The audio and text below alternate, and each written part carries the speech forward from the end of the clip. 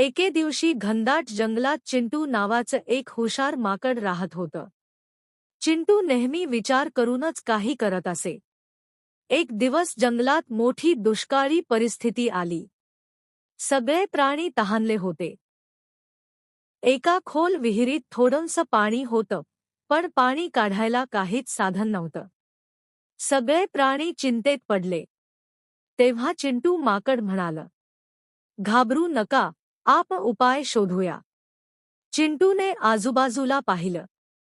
त्याला काही छोटे दगड दिसले. त्याने ते दगड एक-एक करून विहिरीत टाकायला सुरुवात केली.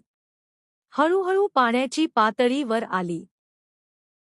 थोड्याच वेळात सगळ्या प्राण्यांना पाणी मिळालं. सगळे आनंदी झाले. सिंह म्हणाला, "चिंटू, तू खूप हुशार आहेस." चिंटू हसून म्हणालं, "फक्त ताकद नाही, बुद्धी वापरली तर समस्या सुटते." शिकवण: समजूतदारपणा आणि हुशारी वापरली तर कठीण प्रसंगही सोपे होतात.